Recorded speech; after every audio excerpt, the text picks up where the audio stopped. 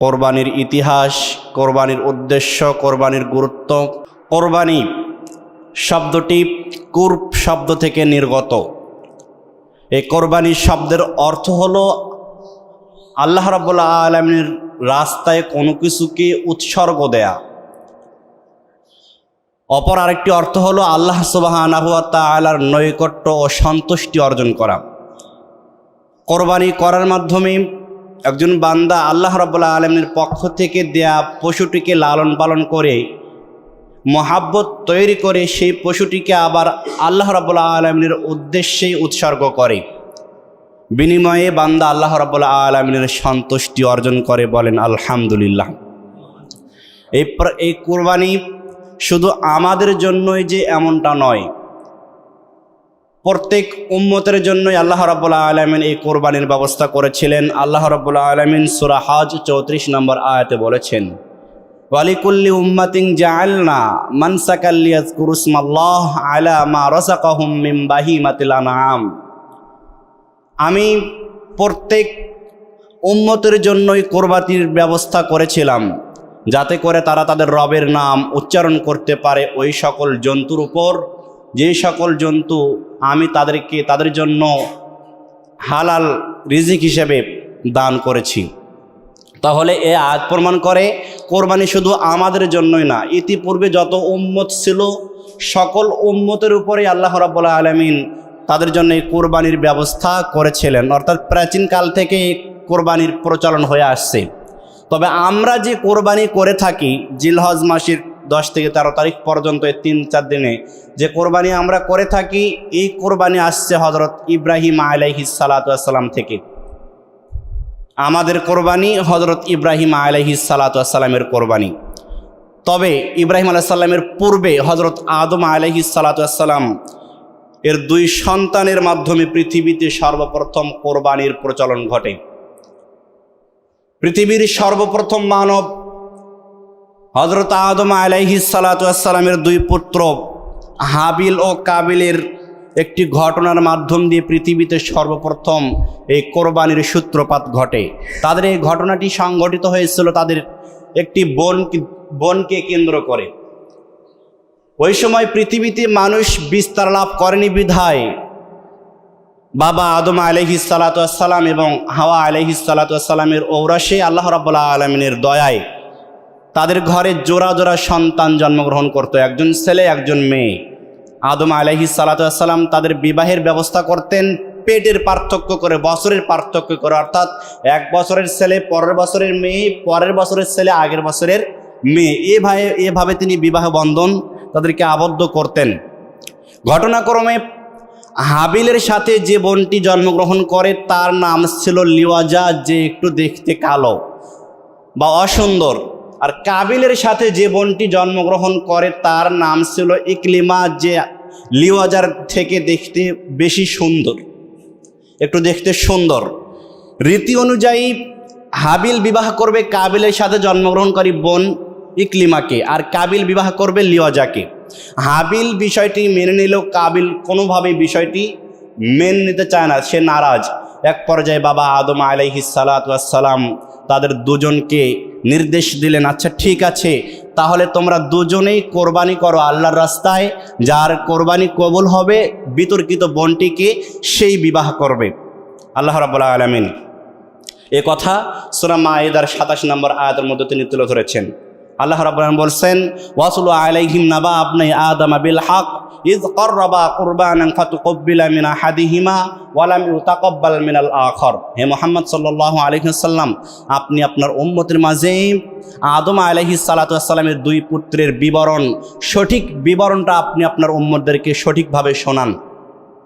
ইয ক্বাররাবা কুরবানান, যখন তারা উভয়েই কোরবানি করল, ফাতুকব্বিলা মিন আহাদিহিমা, তাদের একজনের কোরবানি কবুল করা হয়েছিল, ওয়া লাম ইউতাকাব্বাল মিনাল আখর, অপরজনের কোরবানি কবুল করা হয়নি। যাই হোক, ইব্রাহিম আদম আলাইহিস সালাতু ওয়াস সালামের নির্দেশে 2 পুত্র কোরবানি করলেন। হাবিল সে মেষ পালন করত বিধায় সে একটি দুম্বা কোরবানি করলেন, আর কাবিল ফসল ফলাতো, এজন্য তিনি কিছু গম আর সাথে কিছু আল্লাহর রাস্তায় দিয়ে রাখলেন। ওই যুগে কোরবানি কবুল হওয়া আর না হওয়া এটা নিজ চোখে প্রত্যক্ষ করা যেত, দেখা যেত। বিধান ছিল এরকম, যার কোরবানি কবুল হবে আল্লাহ রাব্বুল আলামিনের নির্দেশে আকাশ থেকে আগুন এসে সেই কোরবানি জ্বালিয়ে দিয়ে যাবে, পুড়িয়ে দিয়ে যাবে, এরকম বিধান ছিল। আর যার কোরবানি কবুল হবে না, আগুন এসে তার কোরবানিকে স্পর্শ করবে না। অবশ্য এই যুগে যদি এই বিধানটা চালু থাকতো তাহলে মানুষ বুঝতে পারতো আসলে আমার কোরবানি কবুল হচ্ছে কিনা।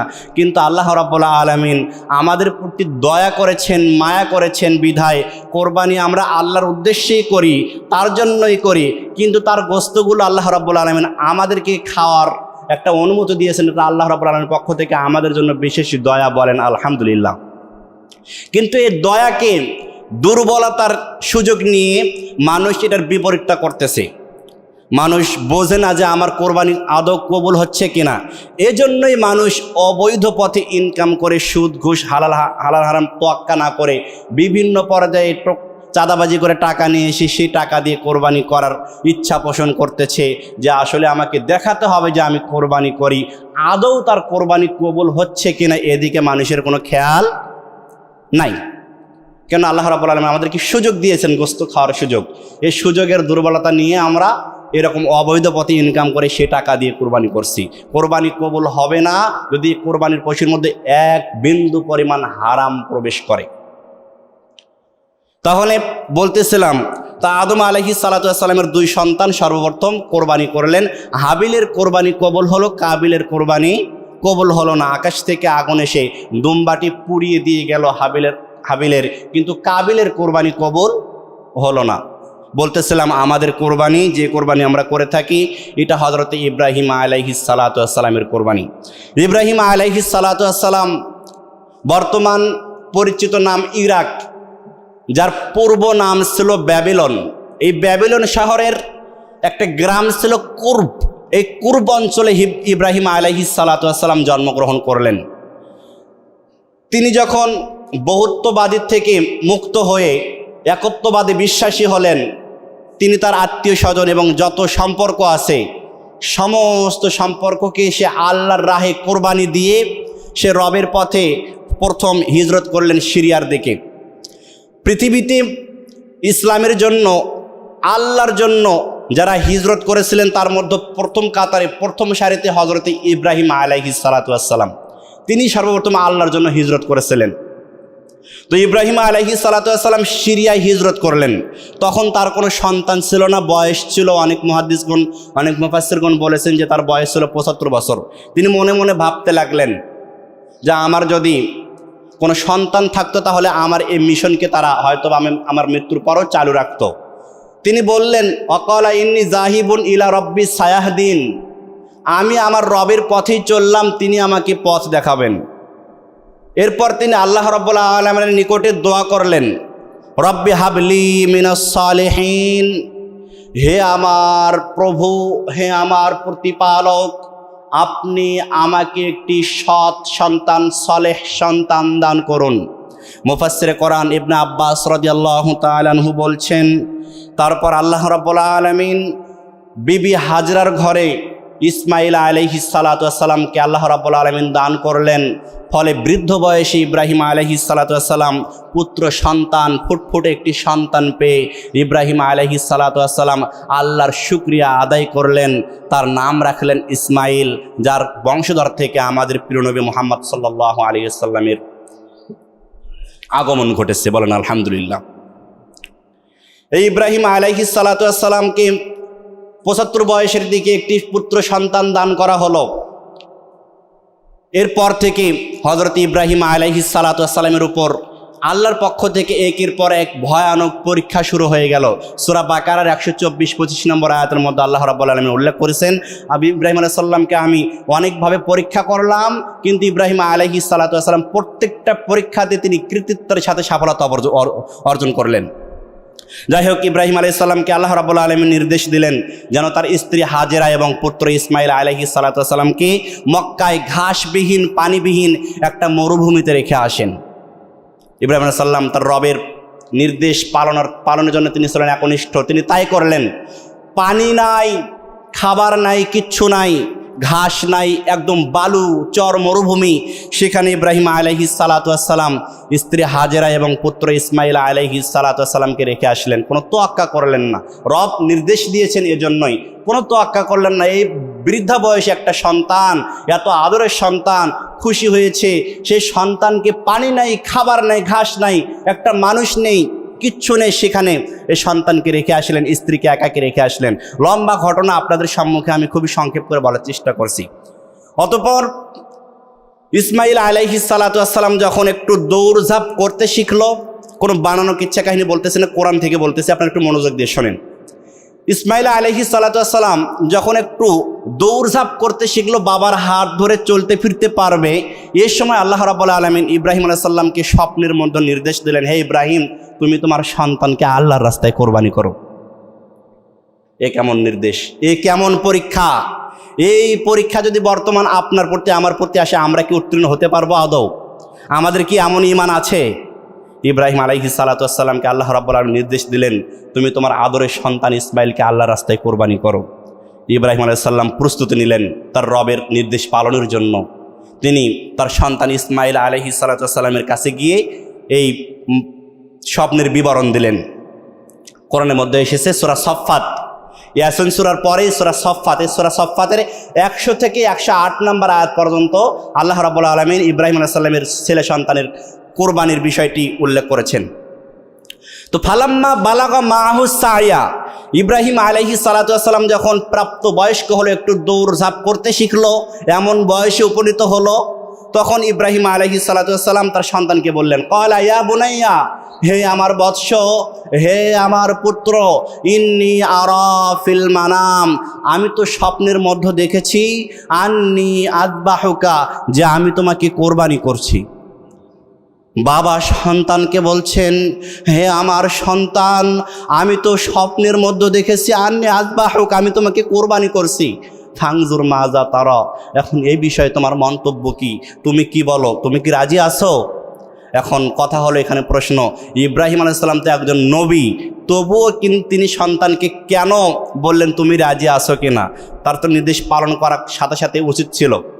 তিনি আসলে বিষয়টা হচ্ছে এমন, ইসমাইল আলাইহিস সালাম যদি বলতেন যে কোরবানি করা যাবে না, তবুও তিনি কোরবানি করতেন, আর যদি বলতেন কোরবানি করতে হবে, তবুও তিনি কোরবানি করতেন। কিন্তু আল্লাহ রাব্বুল আলামিনের হাবিব ইব্রাহিম আলাইহিস সালাতু ওয়াস সালাম পরীক্ষা করে দেখলেন আসলে ইসমাইল আলাইহিস সালাম কতটুকু আল্লাহর প্রতি তার বিশ্বাস রয়েছে, ঈমান রয়েছে, ঈমানটার কত সুদৃঢ়।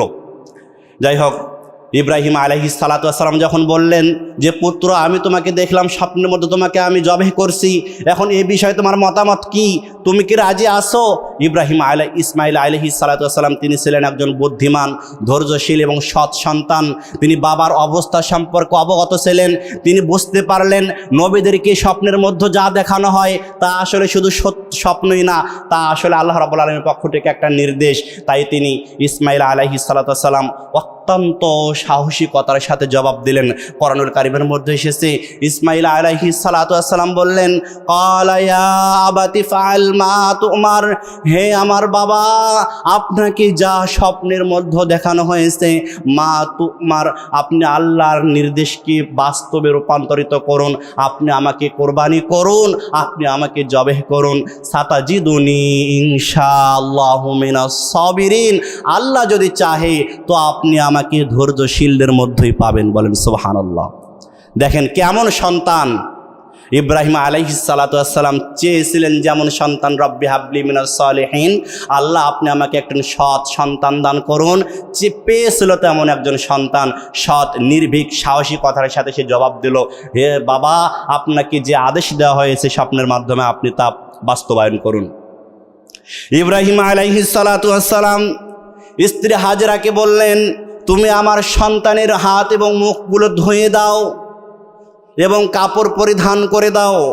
এরপর ইব্রাহিম আলাইহিস সালাতু ওয়াস সালাম সন্তানকে নিয়ে মিনার দিকে অগ্রসর হলেন কোরবানি দেওয়ার জন্য।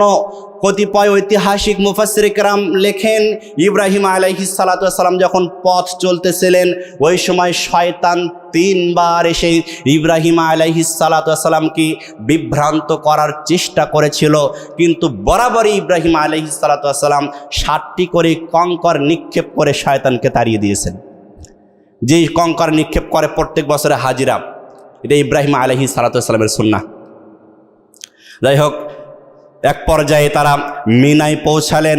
ইব্রাহিম আলাইহিস সালাতু ওয়াস সালাম সন্তানকে কোরবানি করার জন্য সমস্ত প্রস্তুতি নিয়ে নিলেন।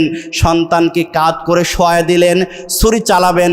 এমতো অবস্থা আল্লাহ রাব্বুল আলামিন জান্নাত থেকে একটি দুম্বা পাঠিয়ে দিয়ে সন্তানের স্থলে জন্তু একটি দুম্বা কোরবানি করে দিলেন। ইসমাইল আলাইহিস সালাতু ওয়াস সালামকে মুক্ত করলেন। সুবহানাল্লাহ। এই কথা কোরআনুল কারিমে এসেছে। আল্লাহ রাব্বুল আলামিন বলছেন, ফালাম্মা আসলামা ওয়া তাল্লাহু লিল জাবিন। ফালাম্মা আসলামা, অতঃপর পিতা পুত্র দুজনেই যখন আনুগত্য প্রকাশ করলো, অর্থাৎ বাবা বলল ছেলেকে জবেহ করার কথা, ছেলে বলল আমি জবেহ হতে রাজি। এখন আপনি যদি বলেন যে বাবা আমি তোমাকে জবেহ করবো, তুমি কি রাজি? আপনার ছেলে আপনাকে জবেহ করবে, তাই করবে না? আপনার ছেলে আপনাকে জবেহ করবে। দেখেন কেমন আনুগত্য। বাবা বললেন আমি তোমাকে জবাই করবো, আল্লাহর নির্দেশ। ফালাম্মা আসলামা, কিন্তু তারা দুজনেই আনুগত্য প্রকাশ করলো। বাবা ছেলেকে জবাই করবে, ছেলেও জবাই হওয়ার জন্য রাজি। ওয়া তাল্লাহু লিল জাবিন, সন্তানকে কাঁধ করে শোয়ানো হলো, ছুরি চালাতে উদ্যত হলো। আল্লাহ রাব্বুল আলামিন ইব্রাহিম আলাইহিস সালাতু ওয়াস সালামকে ডেকে ডেকে বললেন, ওয়ানাদাইনাহু আইয়া ইব্রাহিম, হে ইব্রাহিম, কদ সাদ্দাকতার রুইয়া, তুমি তো তোমার স্বপ্নকে সত্যে পরিণত করে দেখালে। ইন্না কাযালিকা নাজিজিল মুহসিনিন, আমি খাঁটি ইমানদারদেরকে এভাবে পুরস্কৃত করে থাকি। ইন্না হাযা লাহুয়াল বালাউল মুবিন, এটা নিশ্চয়ই তোমার জন্য ছিল সুস্পষ্ট একটা পরীক্ষা। আসলে ইব্রাহিম আলাইহিস সালাম সন্তানকে যে কোরবানি করবেন, আল্লাহ চায় না যে সে ইসমাইলকে কোরবানি করুক, কিন্তু ইন্না হাযা লাহুয়াল বালাউল মুবিন, আল্লাহ রাব্বুল আলামিনের পক্ষ থেকে এটা কি ছিল? একটা পরীক্ষা। কিন্তু এই পরীক্ষায় ইব্রাহিম আলাইহিস সালাতু ওয়াস সালাম অত্যন্ত কৃতিত্বের সাথে সফলতা অর্জন করলেন। আল্লাহ রাব্বুল আলামিন বললেন, ওয়া ফাদাইনাহু বিযিবহিন আযীম, আমি একটি মহান জবেহের মাধ্যমে, দুম্বা কোরবানির মাধ্যমে ইসমাইল আলাইহিস সালাতু ওয়াস সালামকে মুক্ত করলাম। এরপর আল্লাহ রাব্বুল আলামিন বলছেন, ওয়া ফাদাইনাহু বিযিবহিন আযীম ওয়া তারাকনা আলাইহি ফিল আখিরিন, এবং ইসমাইল আলাইহিস সালামের এই বিষয়টি পরবর্তী বংশধরদের জন্য আমি কায়েম করে রাখলাম। সেই কোরবানি এখন পর্যন্ত আমরা প্রত্যেক বছরেই করে আসছি। সংক্ষিপ্তভাবে আপনাদের সম্মুখে কোরবানির ইতিহাসটা তুলে ধরার চেষ্টা করেছি, জানি না কতটুকু পেরেছি। আসুন, কোরবানির উদ্দেশ্য এবং গুরুত্ব কি। কোরবানি একটি গুরুত্বপূর্ণ ইবাদত। কোরবানির মাধ্যমে আল্লাহ রাব্বুল আলামিনের নৈকট্য অর্জন করা যায়। কোরবানি পালন করার মাধ্যমে ইব্রাহিম আলাইহিস সালাতু ওয়াস সালামের সুন্নাত পালন করা হয়। পক্ষান্তরে মুহাম্মদ সাল্লাল্লাহু আলাইহি ওয়াসাল্লামের সুন্নাতও প্রতিপালিত হয়। মুহাম্মদ সাল্লাল্লাহু আলাইহি ওয়াসাল্লামকে আল্লাহ রাব্বুল আলামিন নির্দেশ দিয়েছেন, ফাসাল্লি লিরাব্বিকা ওয়ানহার, অতএব হে মুহাম্মদ, তুমি আমাকে স্মরণ করার জন্য সালাত কায়েম করো, ওয়ানহার, এবং রক্ত প্রবাহিত করো, আমার উদ্দেশ্যেই কোরবানি করো। আল্লাহ রাব্বুল আলামিন যখন এই নির্দেশটা মুহাম্মদ সাল্লাল্লাহু আলাইহি ওয়াসাল্লামকে নির্দেশ দিলেন, তখন মক্কায় থাকা অবস্থায় এই আদেশটি তিনি তার পালন করা খুবই কষ্টকর ছিল। কিন্তু যখন মদিনায় গেলেন, প্রত্যেক বছরে তিনি এই আদেশ পালন করেছেন, অর্থাৎ প্রত্যেক বছরে কোরবানি করেছেন। হাদিসের মধ্যে এসেছে, আন ইবনে উমর রাদিয়াল্লাহু তাআলা আনহু ক্বালা কামা রাসূলুল্লাহ সাল্লাল্লাহু আলাইহি ওয়াসাল্লাম বিল মাদিনাতে 10 সিনিনা ইউদাহি। ইবনে উমর রাদিয়াল্লাহু তাআলা আনহু বলছেন, রাসূল সাল্লাল্লাহু আলাইহি ওয়াসাল্লাম মক্কায় 10 বছর অবস্থান করলেন এবং প্রত্যেক বছরে তিনি কোরবানি করতে থাকেন। আরেকটি হাদিসের মধ্যে এসেছে কোরবানির গুরুত্ব সম্পর্কে। عن أبي هريرة رضي الله تعالى عنه أن رسول الله صلى الله عليه وسلم আবু হুরায়রা রাদিয়াল্লাহু তাআলা আনহু বলছেন রাসূল সাল্লাল্লাহু আলাইহি ওয়াসাল্লাম বলছেন মান কানা লাহু সাআতুন, যে ব্যক্তি সামর্থ্য রাখে কোরবানি করার জন্য, ওয়ালাম ইউদাহি, অথচ ওই ব্যক্তি কোরবানি করে না, ফালা ইয়াকরাবান্না মুসাল্লানা, রাসূল সাল্লাল্লাহু আলাইহি ওয়াসাল্লাম বললেন ফালা ইয়াকরাবান্না মুসাল্লানা, ওই ব্যক্তি যেন আমার ঈদগাহের নিকটেও না আসে। তাহলে হাদিসের ভাষ্য অনুযায়ী বোঝা যাচ্ছে যে কোরবানির অনেক গুরুত্ব, কোরবানি হুকুম হচ্ছে কোরবানি করার সুন্নাতে মুআক্কাদা, কিন্তু এই হাদিসকে সামনে রেখে অনেক মুহাদ্দিসগণ মনে করেন যে কোরবানি করা ওয়াজিব, অর্থাৎ আবশ্যক পালনীয়। এজন্য আমরা বলবো যারা সামর্থ্য রাখেন কোরবানি করার জন্য তারা কোনো ক্রমেই কোরবানি ত্যাগ করা থেকে আপনারা বিরত থাকবেন, কোরবানি ত্যাগ করবেন না। রাসূল সাল্লাল্লাহু আলাইহি ওয়াসাল্লাম বলেছেন যে ব্যক্তি কোরবানি করার সামর্থ্য রাখে অথচ কোরবানি করে না, ফালা ইয়াকরাবান্না মুসাল্লানা, ওই ব্যক্তি যেন আমার ঈদগাহের নিকটেও না আসে।